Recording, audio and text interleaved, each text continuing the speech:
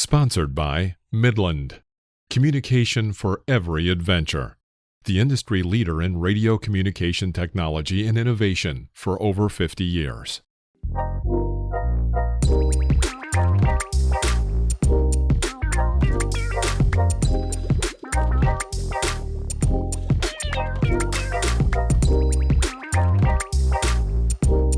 Always remember, the opinion you follow should be your own.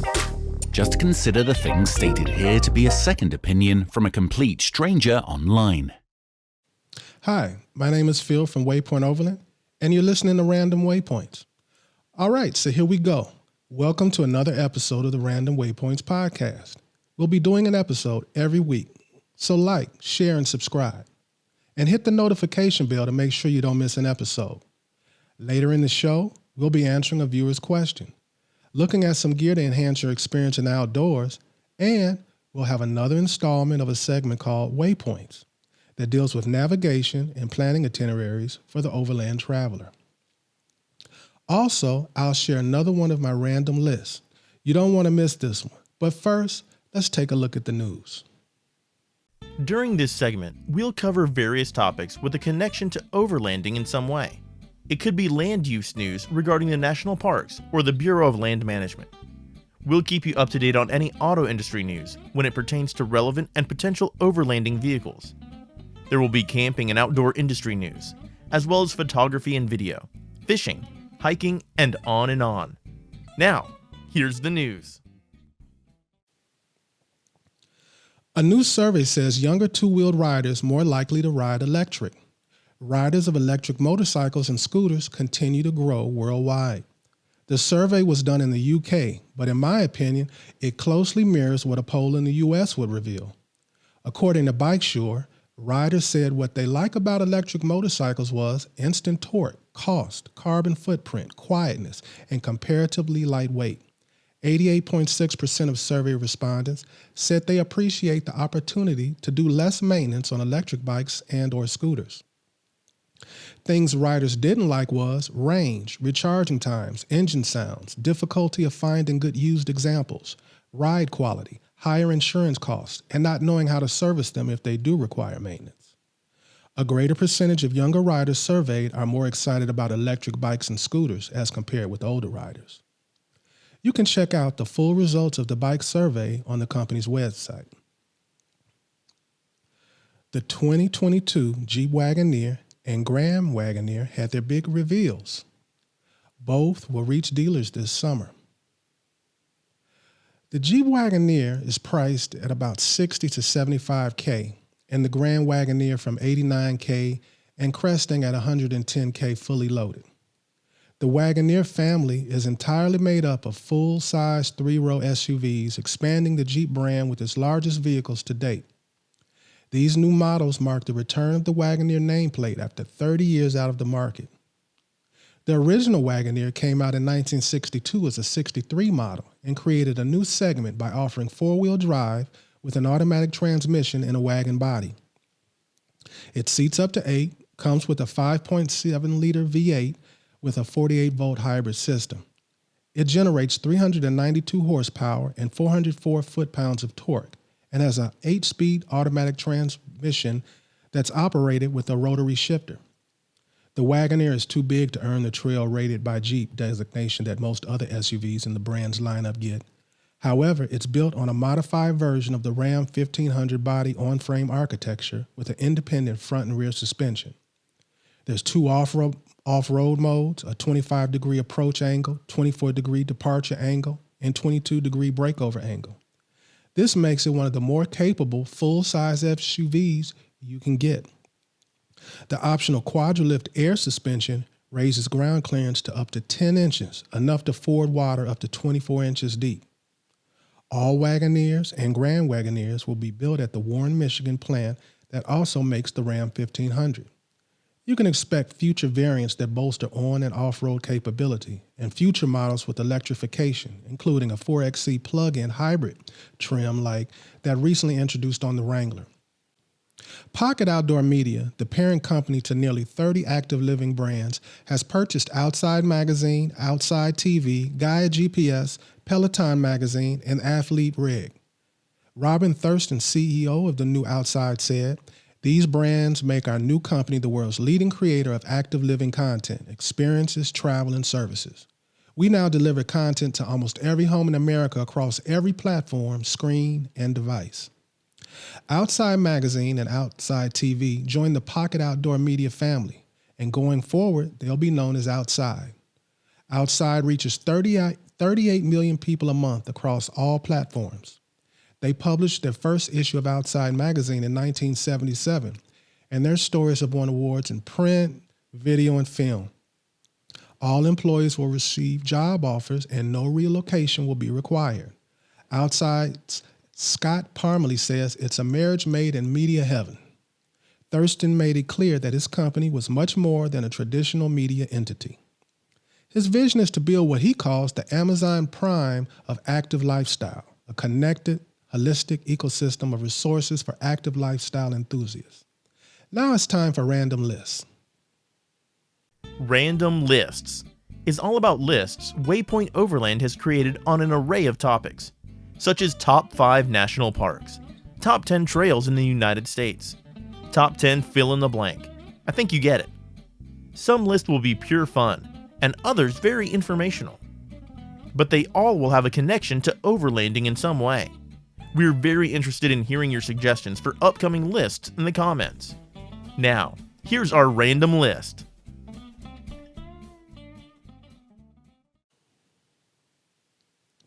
My list this week is my top 10 apps I use for overland travel. These apps all have free versions, but most have subscription that gives you a lot more functionality. I'll mention when there is a subscription.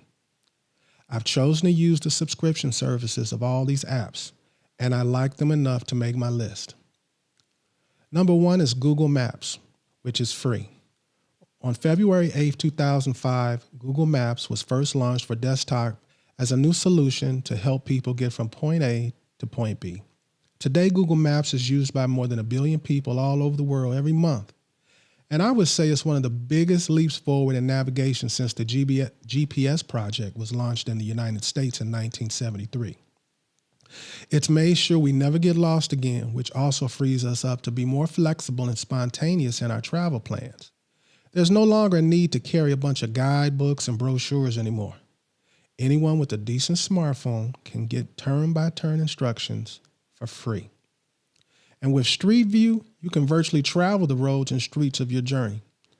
And most of the apps on this list have Google Maps integration of some sort. So I think that says a lot. At number 2, I have Gaia GPS, which has a subscription, and I recommend getting it.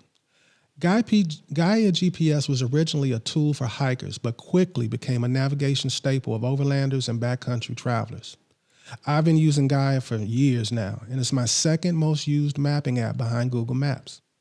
It has many mapping layers and topographic options that users can use to download maps, create waypoints, and share GPX files. It's a great experience using it with Apple CarPlay if you have a compatible radio. At number 3, I have NOCS Off-Road, which has a subscription also. Now, NOCS Off-Road app, it filters trails by your type of vehicle. You can find single track and 4x4 trails. You can tap on a trail for more information like closure dates, trail descriptions, and land management. The app also allows you to quickly and easily view public lands and boundaries on your phone, tablet, and computer. You have access to over 450,000 recreational points, such as campgrounds, dispersed campsites, Forest Service cabins, lookouts, and trailheads. All data syncs between your iPhone or Android tablet and computer. You just download the area map of where you want to off-road before heading out of service. Maps are stored on your phone or your tablet, and no service is required to view trails and add waypoints. You can navigate and track your trips even without service using your phone or tablet's GPS. Now, I've been using this app more and more, and it has features that others don't. I can easily see this becoming my top choice with just a few updates. Now, at number 4, we have Garmin EarthMate, which requires a subscription to an inReach device. The EarthMate app only works effectively when used on one mobile device at a time, and paired with one inReach device. It has a digital atlas of the Earth with very accurate data for land areas around the entire world. In my use, it's been the most accurate of all the apps. It also has a detailed topo of North America. When I get conflicting info from my other apps, I always use EarthMate as the final decision maker. At number 5, I have iOverlander. iOverlander is a tool by and for overlanders, which enables its users to submit, amend, and find information and opinions primarily about places that are essential for the act of overlanding, and secondarily, non-essential places that are of interest to a significant group of overlanders. It's also almost completely volunteer, run by people who are usually living out of their vehicle in many parts of the world. The functionality is friendly for overlanders. It can be used and accessed in multiple ways and in multiple formats. I have at number 6, Compendium. It's a web app that seeks to help users search, review, preview, and even take a virtual visit to over 21,000 different campgrounds throughout the lower 48 and Alaska. I found some great campsites using this app. At number 7, I have Yelp. The Yelp mobile app publishes crowdsourced reviews about businesses. It also operates an online reservation service called Yelp Reservations. This is great when you're passing through a town and need food or services. You can read the reviews, look at images, and use that to help make a good decision. And now you can even arrange curb service for most things. At number 8, I have Reserve America. Reserve America is owned by Aspira, which provides online campsite reservations, license processing for federal, state, provincial, private, and local government parks, campgrounds, and conservation agencies in North America. It claims to be the number 1 access point for outdoor recreation, processing more than 3.5 million camping reservations per year, with more than 150,000 campsites available. I make reservations all across the country using this app. It can give you flexibility knowing you definitely have somewhere to camp on a long trip. At number 9, I have Funtrex. Funtrex offers custom design map books and digital GPS maps that feature off-road trails that have been tested by experts.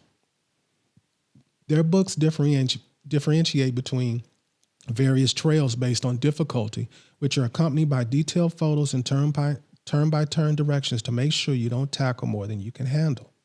Currently, Funtrex guides are available for Arizona, California, Colorado, and Utah, and their GPX files can easily be imported into other apps. At number 10, I have the Photographer's Ephemeris. The Photographer's Ephemeris helps you plan outdoor photography in natural light. It's a map-based sun, moon, and Milky Way calculator. Deciding on arrival and departure times is a big deal to me, so I need to determine sunrise and sunset for each place I go, which changes as I go through different time zones. I like to arrive slightly before sunrise or right before sunset to most places for the photographic opportunities. I use it to help me plan all my outdoor photography during my trips. I'm able to plan a shot in great detail before ever getting there. Now it's time for some viewer mail. I got a question over on Instagram asking me, what do I think of purchasing budget-friendly recovery boards? I don't really have a long answer to this one. I see absolutely no reason whatsoever to spend the astronomical prices that some companies are asking for recovery boards. Now, years ago, I went that route. I was so proud that everyone recognized my pretty recovery boards. And they worked great. Got me out of some situations, and I was able to assist some other people. Then someone decided they liked them more than me, and they borrowed them. I was about to start a trip the next week, and I needed another 4 boards pretty bad. And the only boards that I could get shipped to me to my home in enough time were all budget-friendly boards. So I ordered 4. I used them just like my more expensive ones and had the same experience. They wore out after some hard use, so I purchased a whole new set of 4. I've bought 8 boards and spent in total about what I did for 2 of the more expensive ones, with no distinguishable differences in my experiences. And nobody is trying to steal the cheap ones. If they do, I won't stress like I did before. Now look, I'm all about aesthetic and love looking at pretty rigs. So I don't turn my nose up toward anyone's choices. But in my opinion, you just don't get any perceivable advantages spending more money.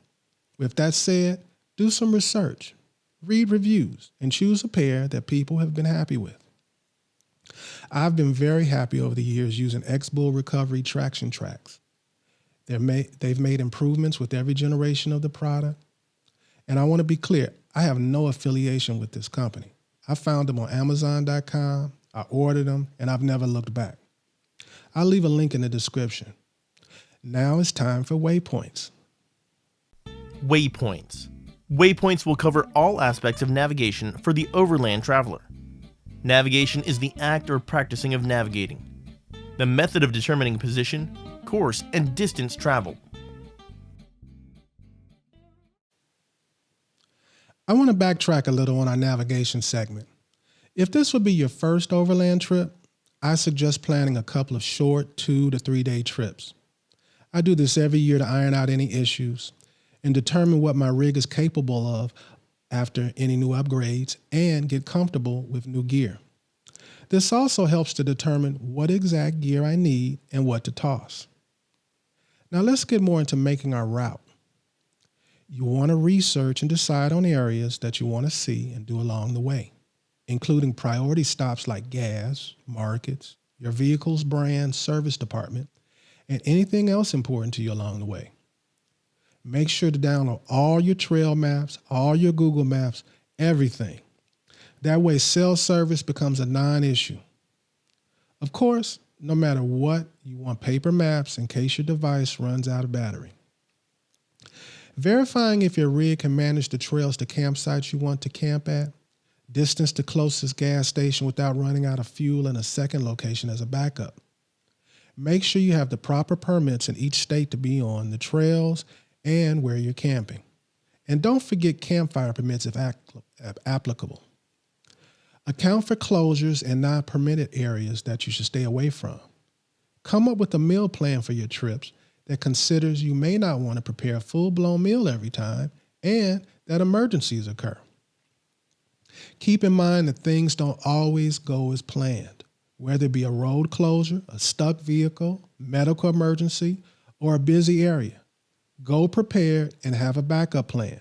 Make sure your vehicle is mechanically sound and at a minimum carrying the following: a basic recovery kit, recovery boards, basic mechanics toolkit, first aid kit, a deflator, and a good set of tires, including a full-size spare.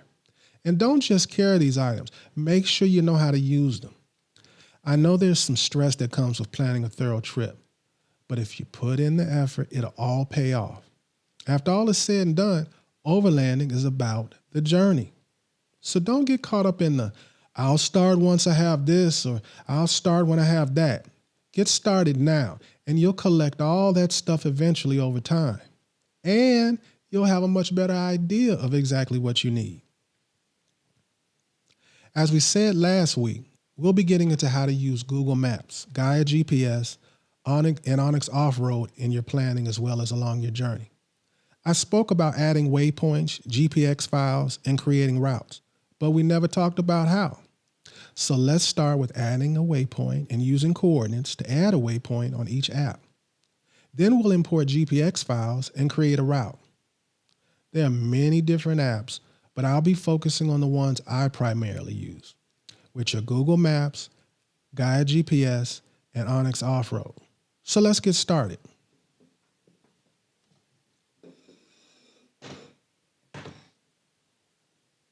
So as you see here, this is my Google map, and I have plenty of waypoints all over the place. They represent many different things. It could be a campsite, a hidden trail that's not on any maps. It could be a pizza joint. It could be the location for a big event that happens annually every year. It could be anything of significance that I want to notate on my map so that when I'm going across the country, I make sure to make note of it. So we said, so we're not looking, we don't want to look at waypoints that are already there. We want to create one. So let's pick a state, and let's go with Chicago. So let's say we're in Chicago.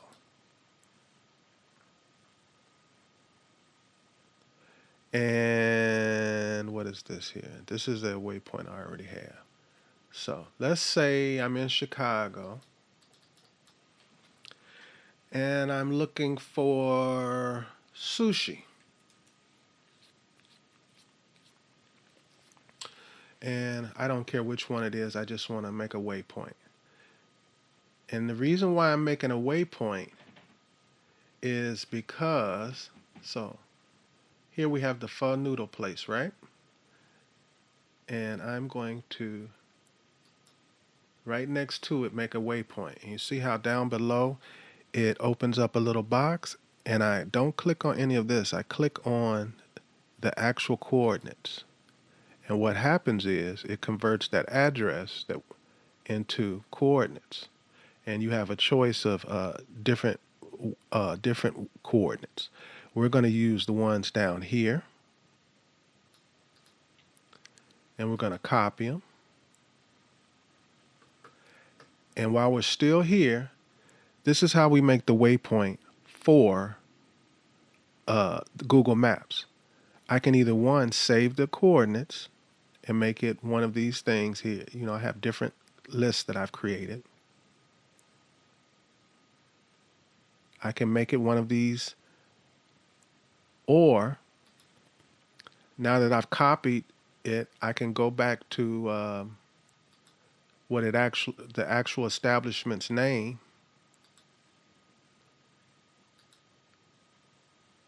and I can, for Google Maps, I can save it, and now it's saved, and it's now one of the waypoints on my map. But I also, if you remember, I just copied and pasted the waypoint, so I can take it over to my Gaia GPS map. I right-click, I paste, confirm the coordinates, and it immediately creates a waypoint in Gaia GPS. Now I can click on that, and it brings up a sidebar. So now I can edit this waypoint. I want to know what it is. It's food, so it's not a burger joint. So I want something representative of it. So usually for something like this, I'll use this. I'll use a fork and knife. So now it changes it to a fork and knife, and then I type in the name of the place.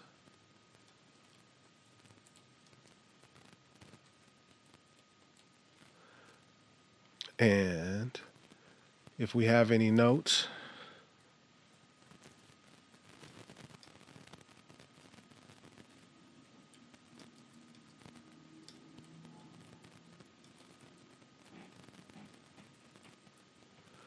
okay, and we added some notes, and at this point we can decide to click public, and what'll happen is this waypoint goes on to Gaia's basic map, that anybody, when they open it up, that waypoint will be there. Or maybe it's a secret spot that I've saved and I don't want you to know about this spot, or I just don't want to share. And you also have the option of map visibility or not, meaning will it show up on your map or not. So you can either go to your file and pull this up, or you can, like I always do, I always leave everything visible. So whenever I'm anywhere, everything pops up. So we're going to click save, and now it's a waypoint. And so we still have the coordinates copied and pasted. So we just go over to our NOCS off-road, and we practically do the same thing. We paste in the coordinates, and it takes us right to them. And now we go up here and click add waypoint. And just like over in Gaia GPS, now we fill it in.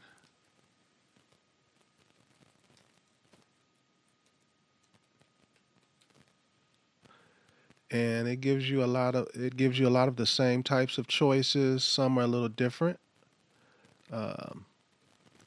If this were a route or a trail, it would allow me to pick what type of vehicle I'm using, and it'll let me know if the route that I'm taking, I'm legal to take it. But like I said, we're just so we're gonna we're just gonna do that for right now. But there's a bunch of icons, and you can pick one. So that was the first thing we said, is we're going to save waypoints. We saved waypoints in Google Maps, Gaia GPS, and NOCS Off-Road. Okay, now we want to move on to adding a GPX file. To me, adding a GPX file is even more important than adding the waypoint, because GPX files will contain waypoints, and oftentimes it will contain routes, which are what I'm really looking for, is routes on trails in places that I'm not familiar with. So let's start with adding a GPX. So where do we get a GPX file? Well, obviously someone can send you one. You can export them from different apps like Google Maps. But today we're going to make it real easy on you, because this is something I like to talk about, which is the Backcountry Discovery Route. This is their website. And I've told you about this before. They have put together tracks that traverse many states across the country. Here are some of them. I've taken the Washington Backcountry Discovery Route, the Idaho. I've done pretty much all of them. Some of them I haven't done the whole route, but I've at least touched down on some gravel along the route. Anyway, so let's go to routes. So let's go to the one I'm familiar with. So let's say you're looking for the Colorado Backcountry Discovery Route.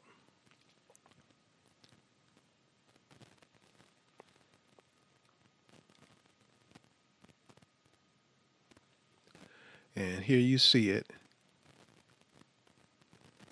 Okay, but I want it on Gaia GPS. I don't want to, this is fiddly. See how fiddly that is? I want this route on my Gaia GPS so I can manipulate it any way I want without worrying about a thing. So what I do is I scroll down and I go to download GPS tracks.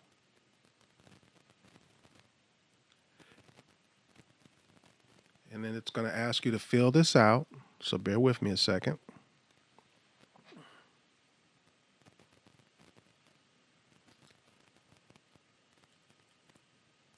Okay, and if you see here, after you fill that out, you have the choice of what route you want. And we want, so I could literally click on all of these at once and take them, but we're not going to do that.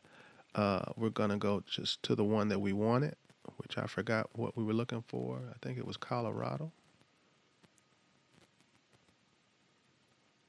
So for Colorado, I think I want to add New Mexico.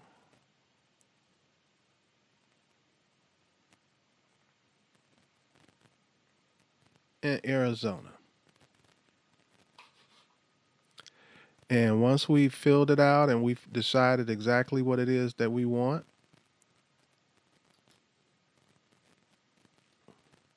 I want to add the Colorado connector too. Okay, so now we've filled out exactly what we want. You read the disclaimers. You make sure to let them know you're not a robot. Agree to the disclaimers. Submit.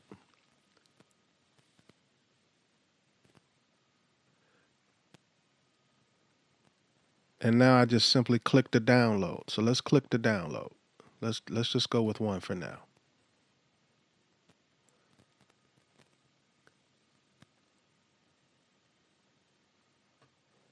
All right, and we're going to save it. So now we have our GPX waypoint. And what we're going to do is, let's start with Gaia GPS. So we're gonna add to Gaia GPS right now. This is how you add a waypoint. So you hit the little download button right here. It says import data. You click on that, select files.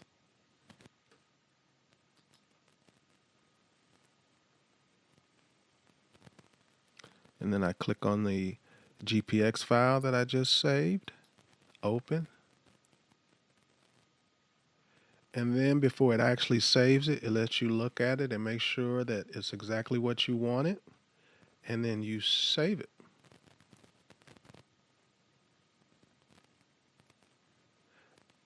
And now I have that route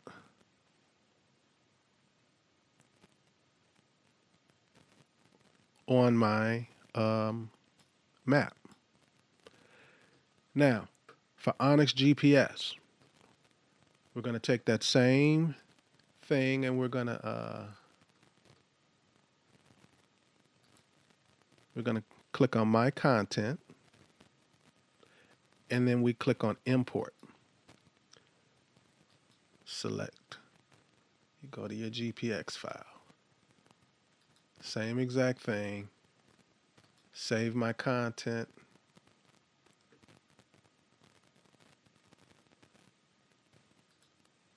Okay, it didn't allow me to because I already have it saved. And not only do I have it saved, but there seems to be a limit on how much you can save. And I have trails all over the United States saved, so I've reached my limit. I don't know if that's going to change.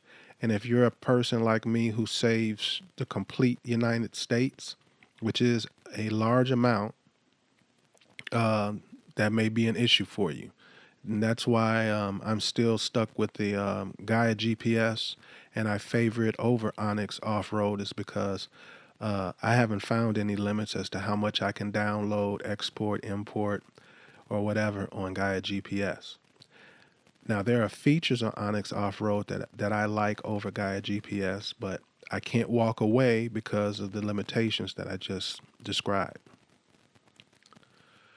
Okay, so now we have created GPX files. We've created waypoints. Let's create routes. So let's start with Gaia GPS. Alrighty, so let's see here.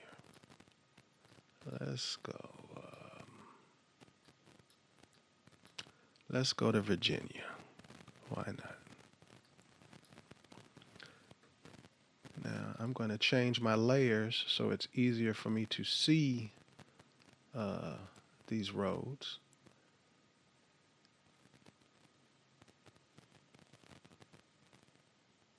And I like the U.S. Forest Service map.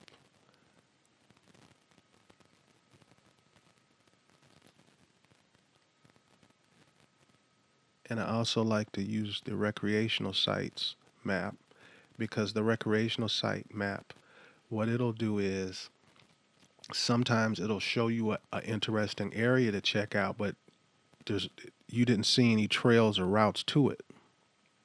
Okay, so we're in Virginia and we're looking for trails. I need to adjust this. There we go. And there's plenty of trails here. So this trail right here is a BDR trail. So let's work off of this trail and I want to create a route for me to exit off of this BDR route and take it and leave out and go to this campsite over here. So let's create that route. So what we do is we click on this wiggly line for create route, and we can choose the color of it.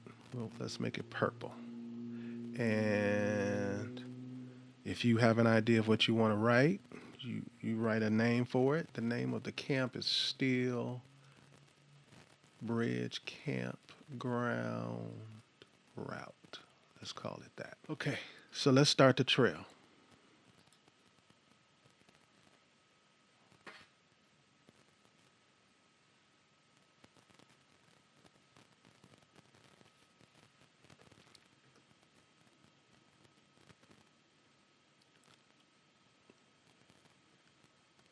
Okay, so first we'll make our first point right here where it connects to the BDR trail.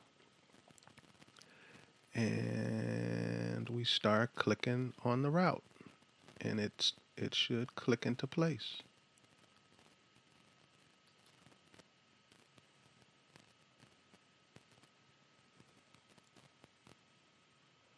And let's see if it'll take me all the way over without. Sometimes it won't let you go that far and still make well, yep, it made the calculation and it took me to camp.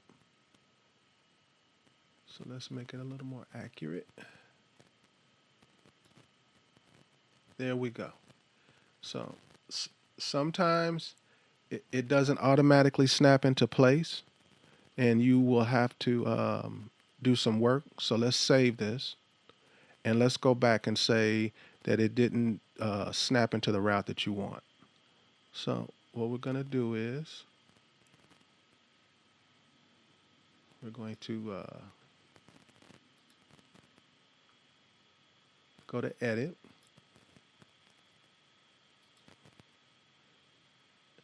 And see how it makes it live there? And then I'm going to go in, because if I did go, I actually do prefer to make a different route. So see how it turns into a hand? You take it and make it into a hand. And I'm making a waypoint here, and hopefully that'll, nope.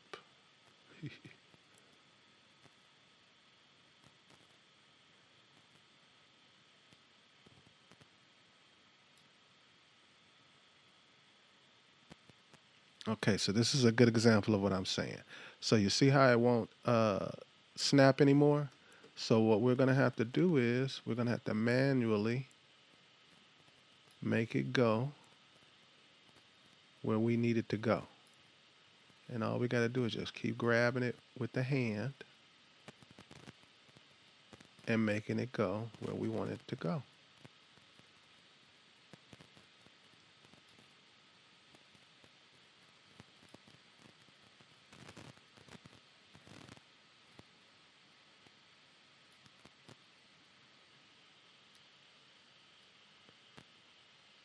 I could have made it snap a lot quicker, but I just wanted to make sure that you actually get as much of an example of what to do.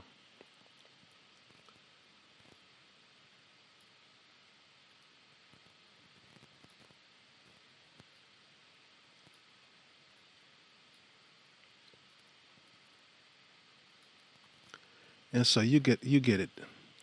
So let's just save that. So let's go over to NOCS Off-Road. Sorry guys, but I got some bad news about these guys. Well, at this time, they don't have any way to create a track. I reached out to them, and I'll just give you a portion of what they said. If you're looking to plan a trip before heading out into the field, we suggest using the line distance tool, as we are currently working on a route planning tool. So let's create a route in Google Maps.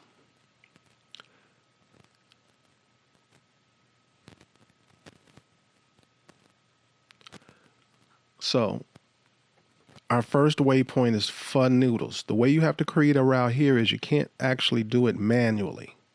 But what you can do is you can start with a waypoint. Here we're going to use Fun Noodle. And we're going to click on Directions. And for directions, we're going to, let's say, make it Overland Expo East. How about that? And it will give you several different routes, different mileage, different times. And you have at that point the option of clicking on some of these other things like avoid highway, which is something I use a lot. And it increases your travel time extensively, but it usually takes you through the areas that you really want to go to. Especially when you use the feature on a long distance journey. It'll take you through some beautiful places. So if you sometimes just want the computer to suggest for you, then do that. Now, let's take that off for a second to make this easier to explain to you. So here's the basic route that is suggested, right? Now, I could just go ahead and choose a route and mail it to myself or email it to myself, and it'll pop up on my phone or my tablet or whatever, wherever I'm using the Google app, and it will take me on the route that I chose. But we can do some manual work here too. So let's say I like this particular route, but I want to go through Louisville and make my way. So I simply just take that,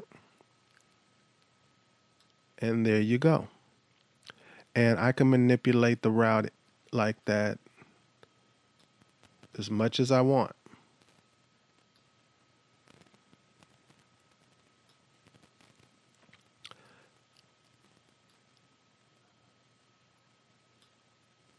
However I want to go, I can make the route however I want. And it's not just like how I'm popping it onto major roads. I can, however I want to do it, any road that I can find, I can grab it and take it down that road. All right, next week we'll have part 2 on navigation apps. I'll go into using these apps in the field and how they can be used for more than following tracks or a route as you're navigating. Now it's time for taste tests. Taste tests. Taste test is where we evaluate the taste of a food product, whether on its own or compared with other products. Some taste tests will be conducted blind, while others will focus on a particular brand or item. This week's taste test is featuring coffee from Expedition Joe Coffee. Full disclosure, I know the guys over at Expedition Joe. As a matter of fact, if you go to their website, there's a photograph I took the day we met. We met on a mountain. We met in the Okanogan-Wenatchee National Forest near the Pacific Crest Trail. The memory is indelibly placed in my mind. I have certain bucket list images in my mind. Most of them, they require me being at the right place, at the right time, and knowing how to use my camera.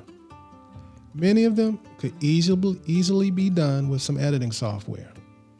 But my photography is like my overlanding. It's all about the journey. I don't just want the image, I want the story that goes with it. Anyway, I was headed down the mountain, and up ahead of me was a cowboy on the trail with his horse and a pack horse behind him. I couldn't believe it. I looked up, the sun was at the perfect angle to get a silhouette shot of him on his horse, and everything was perfect. Even him, he was dressed just how I always envisioned, and he looked like a real cowboy. And he was a real cowboy. So I politely told him that he held the fate of me getting this shot off of my bucket list. He graciously obliged, and that's my story. So, Expedition Joe is a small batch coffee roaster bringing you select grade premium coffee beans. Their goal is to create a superior cup of coffee that will revive and rejuvenate your spirits, whether you're at home or on the trail. They work with single origin and blended coffees. Whole bean or ground coffee is available. The available roasts are light, medium, medium dark, and dark. Now, I'm proud to say the photo I told you about on their website is where you also click to go to their adventures blog. This is where they track ongoing expeditions and adventures around the globe. They dedicate this part of their website to those people who step out and live their dreams and explore the incredible beauty and extreme terrains our planet has to offer. Even if you don't want any coffee, I suggest you go over there and get inspired. Well, I need a little inspiration, and I'm going to use this coffee to do it. So we're going to try these two, and in addition to trying the coffee, we're going to make some almond butter sandwiches with a little twist. You may have never heard of almond butter, so first we'll be introducing you to it. We'll be showing you two of the most popular brands, and we'll be showing you a not so normal sandwich that you've probably heard of before. So let's quit rambling and let's get started. All right, so I already started cutting up the bananas, and the first almond butter that we're going to use is the Justin's honey almond butter. This is probably the most famous, the most commonly known one. And what we're going to do is we're going to spread our butter on half of this.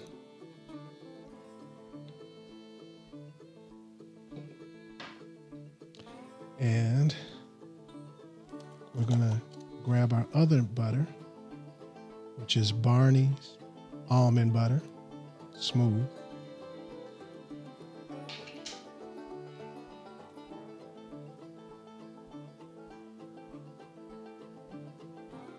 And we're going to add it to this slice. So now we have two slices. And the next thing we're going to do is we're going to add some royal figs.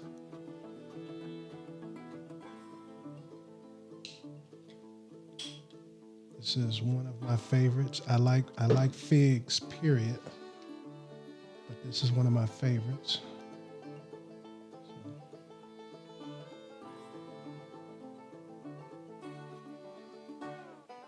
And we're going to add some to the other one.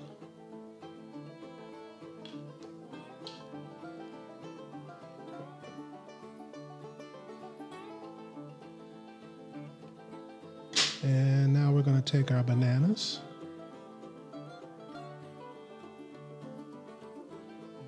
Generously add them to the sandwich.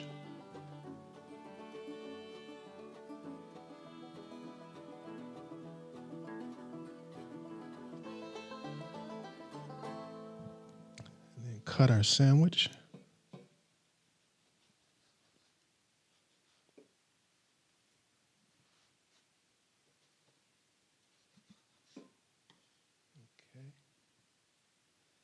So this is our Barney's over here, and our Justin's here. So now we can start and try our coffee. Okay, so now we have our coffee made, and we have our almond butter sandwiches made. Here we have our Expedition Espresso, and here we have our Wrangler. So, again, full disclosure, I've had the Wrangler. I've had many of their coffees. Matter of fact, I'll get into that later about some of the other coffees that I've had, but I've had the Wrangler. I've never had the Espresso. So let's start with the Espresso.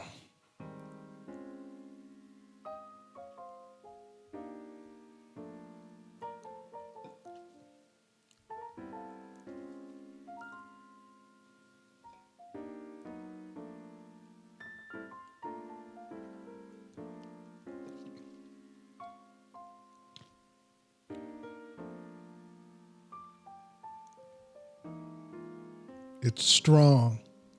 That's the first thought that came to my mind. Not in a bad way, but this is definitely a pick-me-up. At least that's what it tastes like. It tastes like this has got some pep in its step, but I like it. And just so you know, last week I added just a little sugar and just a little cream and tried to make judgments about it. And that's not the way I drink my coffee. So I have more of a mixture of how I drink it, which is pure raw sugar, organic raw sugar. And for cream, I have, what do you call it? Vanilla cream.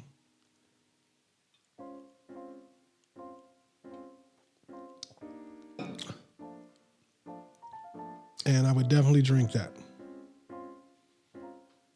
Now let's move on to the Wrangler. Well, before we go into the Wrangler, let's try the Barney's peanut butter. Now don't forget, we got Justin's here and we got Barney's here. And they both have the figs.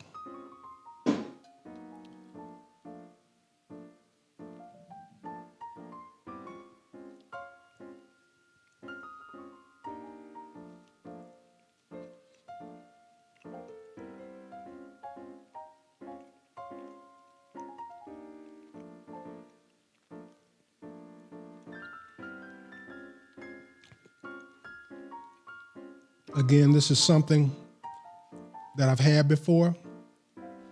I don't think there's really anything special about this. The reason why I chose it is because I'm just trying to every week show you easy, quick little things that you can make when you're traveling.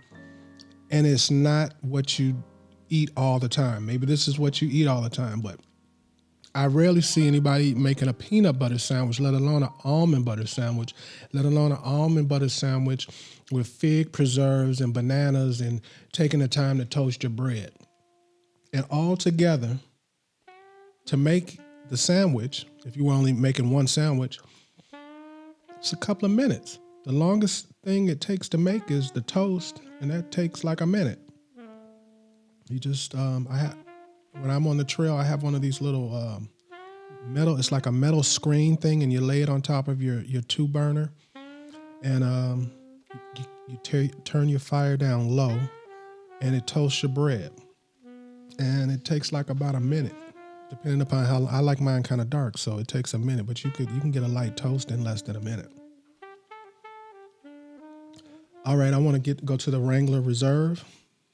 Now, this is one of the regular coffees that I've drank. And when I say regular, it's not like I drink it every week, but I have bought more than one bag of this and I like it.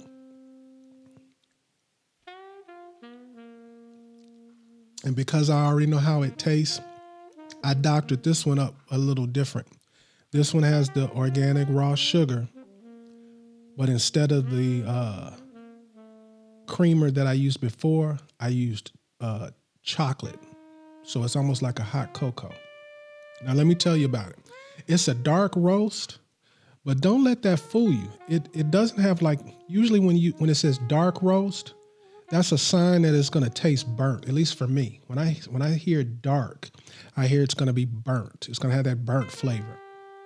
Kind of like what people describe with Starbucks coffee. They people who don't like Starbucks coffee generally describe it as a burnt taste.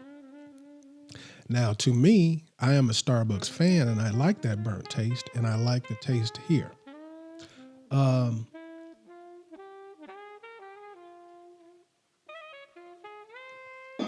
Let's try the Justin's almond butter. Now, this isn't a fair comparison because the other one is just creamy almond butter. The Justin's is almond butter mixed with honey. So it's just totally unfair. And I know I like it better because I eat both of them. The Justin's with the honey almond butter, that's a regular in my pantry at home and away from home.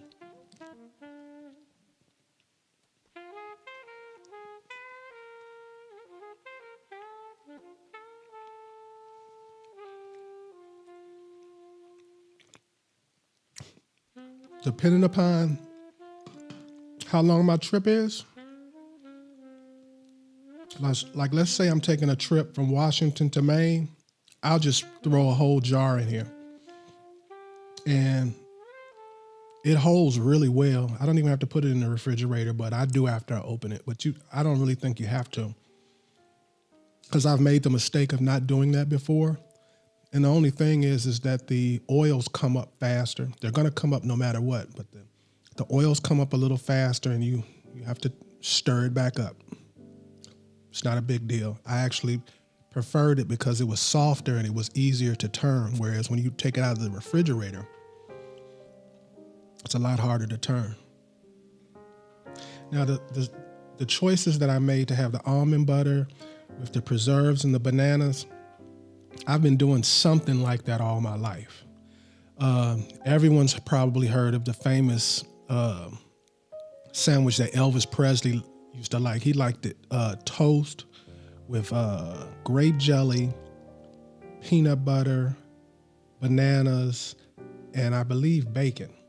I might be wrong about the bacon, but when I make them, I put bacon. I don't remember if I added the bacon or he liked the bacon too. Anyway, some variation of this has always been around. The only difference I've added to it is I've updated the jelly with a preserve, a good delicious preserve. This is made in France. It's called Saint Dalfort. It's the first time I ever actually read the name, but I get this all the time, and it's delicious. You can actually, as you're digging in, you see all of the figs, so you know you're getting something good, and it tastes good. It doesn't taste like a bunch of manufactured sugar.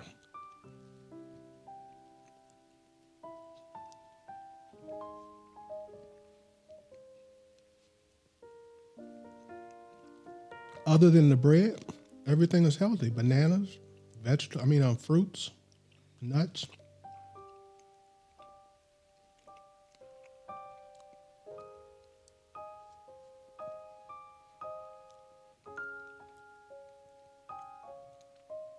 I would also use this coffee if I was going to make an iced coffee, where I was going to make a flavored iced coffee, because this feels like shots of coffee.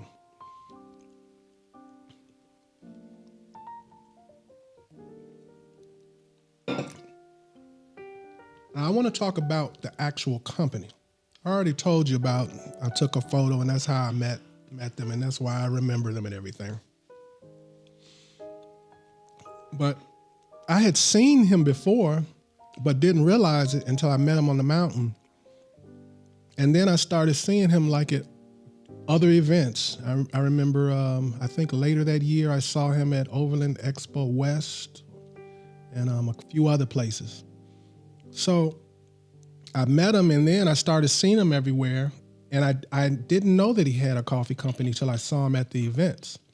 And found out that not only does he have coffee, but he focuses on providing coffee to overlanders. Another popular coffee that he makes, and I cannot remember the name right now, but if you Google a gentleman called Primal Outdoors, if you on here, you probably already know who Primal Outdoors is. He has a YouTube channel. He lives in Oregon. He's living the van life now. He used to drive a truck. And he has 2 coffees. And one was named after each of his dogs. One of his dogs actually passed away just recently. So one of the coffees is kind of like a memorial coffee. I don't know if that's going to keep going or what. But anyway, I was getting those coffees pretty regularly. I haven't gotten one in a while, but I used to get bags of those pretty regularly. And Method Coffee has like a lot of different choices. So far, and I know all their coffees are not good, but so far, sorry about that. So far, I've been pretty lucky, and each one I've liked. So thumbs up to the company. Now let me actually rate these 2. If I was going to say which one I'd give to somebody, I don't know anything about them. I don't know if they're a coffee person or not, whether this is their first cup or what. I'd give them this one. This is the safe one. It's a bold flavor. It's a tasty coffee. It's a safe coffee. It's not trying to do anything special. It's just trying to be good coffee that you drink and get a good perk from. This one, I would give this coffee to someone who I know drinks coffee. And if they said, it was like, man, I'm trying to wake up, this is the one I give them, because I know this is going to give them a little pep.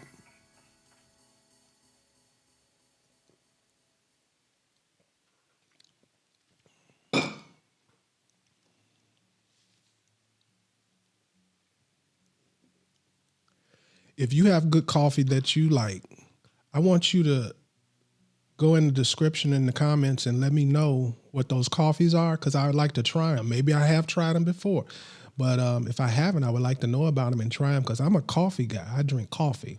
So I would love to know about more coffees. Also, just so you know, I have a bunch of interviews that I've got just stored up. I'm going to start releasing them. But the point I'm getting to is one of them is an interview with the owner of Expedition Joe. And we won't just be talking about coffee. It won't be like one of those interviews where I'm just helping him hawk his coffee. Because on here, yeah, I'm going to be interviewing people who have products and stuff like that, but I'm more interested in figuring out if you're a nice person. So, you know, a person I want to give my money to and buy your stuff. That's kind of more important to me than anything else at this point in my life. So almost every interview, yeah, we'll cover that person's product. So if you're interested in knowing what they have to say about their product, yeah, we're going to do that. But that's not my focus. I could care less about that. I want to know about them. Do you overland? Do you cook? Do you make coffee? What kind of rig you got? What do you like to eat? What's your dream rig? What's your dream place to go? I want to talk about overlanding. So if it's anybody out there that's on my list and we've talked about doing an interview and you're not prepared to talk about yourself and sell yourself, you better cancel your interview with me. But so far, everybody I've interviewed so far is somebody that I know. So they went perfect. I knew they were good people and we had good conversations. I'm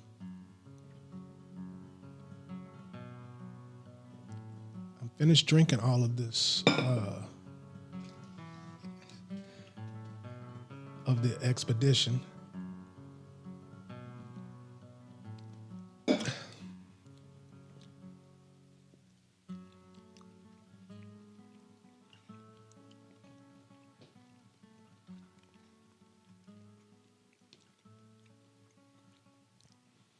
Now, I love a peanut butter sandwich, but if the reason why you haven't been making peanut butter sandwiches when you travel is because you just like, that's too plain, that's too boring, try almond butter. Trust me, try almond butter. It will revive you. I love almond butter. And it's the doorway to other almond products, because once you taste almonds in another form other than just eating an almond, you realize how good they are. And then you start trying other things. Like, I drink regular milk, but I also have almond milk at home because I like the almond milk on certain things over regular milk. It's a unique taste and it's a delicious taste.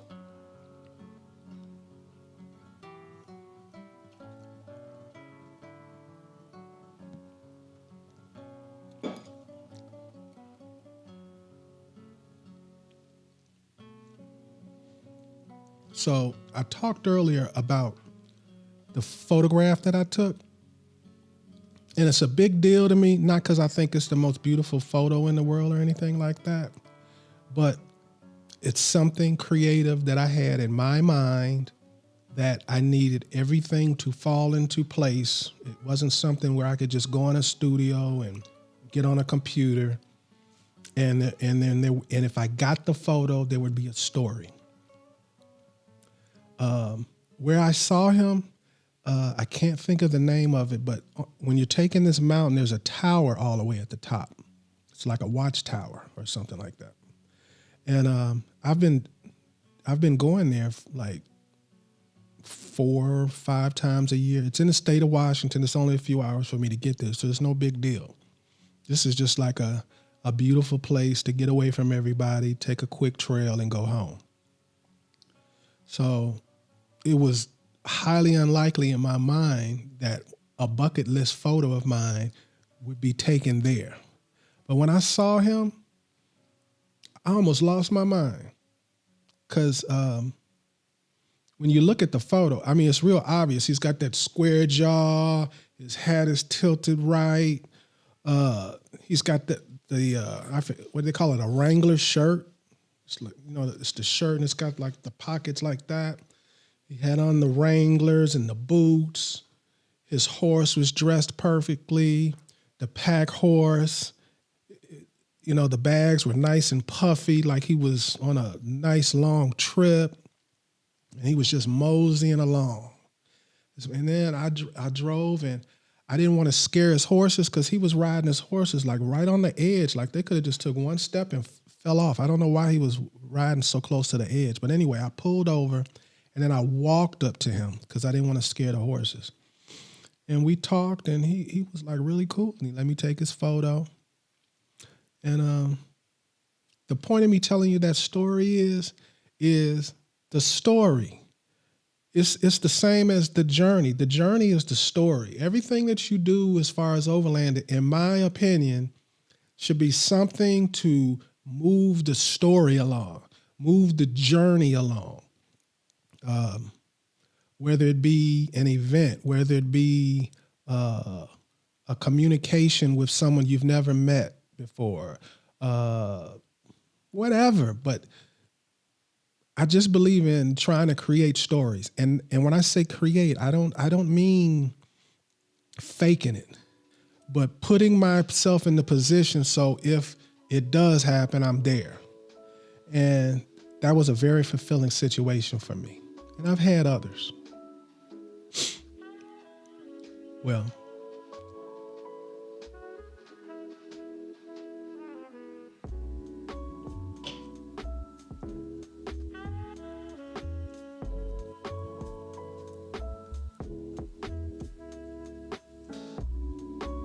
okay, I was just checking something.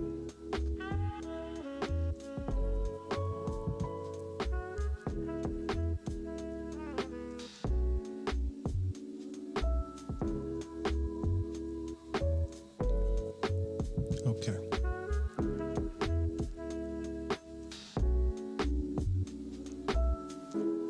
So we're done, everybody. That's the end of the show.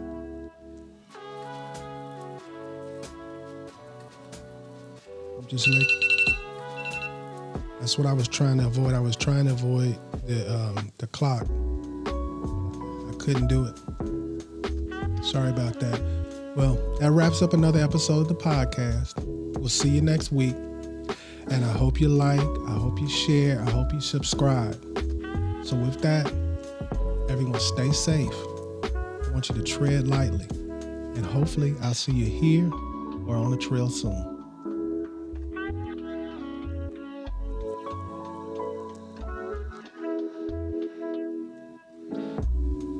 You have been listening to Waypoint Overland's Random Waypoints.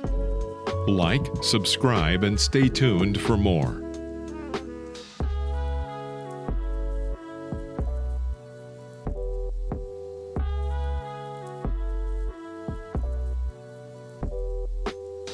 Sponsored by Midland, communication for every adventure. The industry leader in radio communication technology and innovation for over 50 years.